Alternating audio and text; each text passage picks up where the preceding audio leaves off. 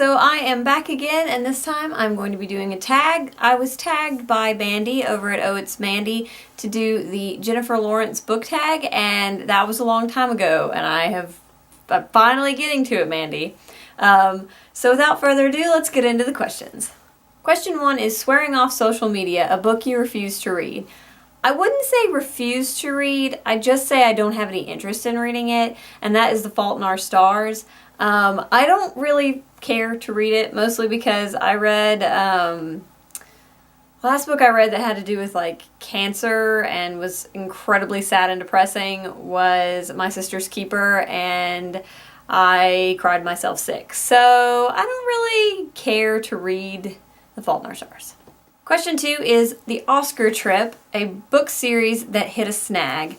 And I feel kind of bad saying this hit a snag, but it really did for me. And it's not to say anything bad about the book, because I did still end up giving it, I think, 4 stars, but the Mistborn series. I feel like Well of Ascension hit a snag in the way of being incredibly dry and just too bureaucratic for me for the first 500, 600 pages of a 700-page book. So for me, it had a snag. Question 3 is The Photobomb from the Golden Globes, a book you didn't know would get so popular. And I have to say that is Big Little Lies by Leanne Moriarty. I received this not long after it came out from the Birchbox Book Club, and I had heard little to nothing about it. Actually, I don't think I'd heard anything about it, and so I just read it because, you know, it was the book club and I wanted to read it to be part of the Twitter discussion, and I absolutely loved it. Like, this is just a freaking good book. It is great.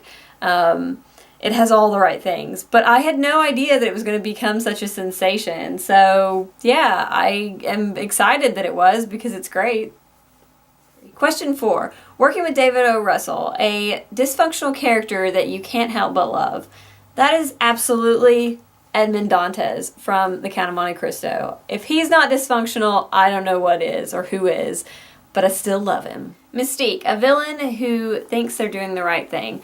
I couldn't really think of one for this, and then I went with one that's sort of along those lines, and it's from The Black Tulip by Alexander Dumas, and it's Boxtroll, who is like the neighbor who is obsessing over Van Barrel's tulips, and he has sort of like a grudge against Van Barrel because he thinks that it's his fault that his tulip garden died, and like he was really obsessed with his tulips, and then Van Barrel moved in and I guess started gardening and put up all these things to sort of help him grow tulips, but in doing so ruined his neighbor's garden, and so Boxtroll feels justified because he feels like if it wasn't for his neighbor, then he would have had this illustrious black tulip.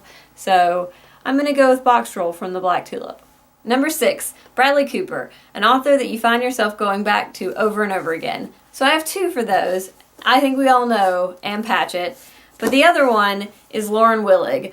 These 2 authors, I will read everything they write.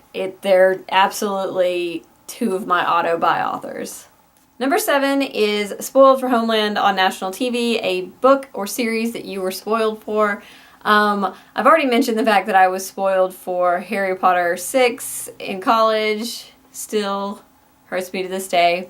But I was also spoiled for a book I don't intend to read, which is The Fault in Our Stars by a booktuber who didn't seem to think it was a problem that she was talking about spoilers without any sort of, you know, alert to her viewers. So that was frustrating, but I'm not going to read the book anyway, so I don't really care that much.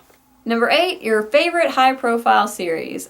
I think that goes without saying, Harry Potter. 9, everyone's obsession with being her best friend. The book character that makes the ultimate best friend.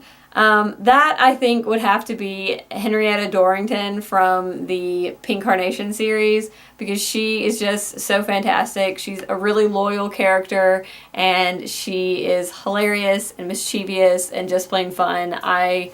I just think she would be the most fun and just best friend. And finally, number 10, everything she's ever said, that your favorite comedic character in a book. I mean, come on. If you've read The Martian, you know that Mark Watney is flippin' hilarious. I mean, just hilarious. I laughed through the majority of this book.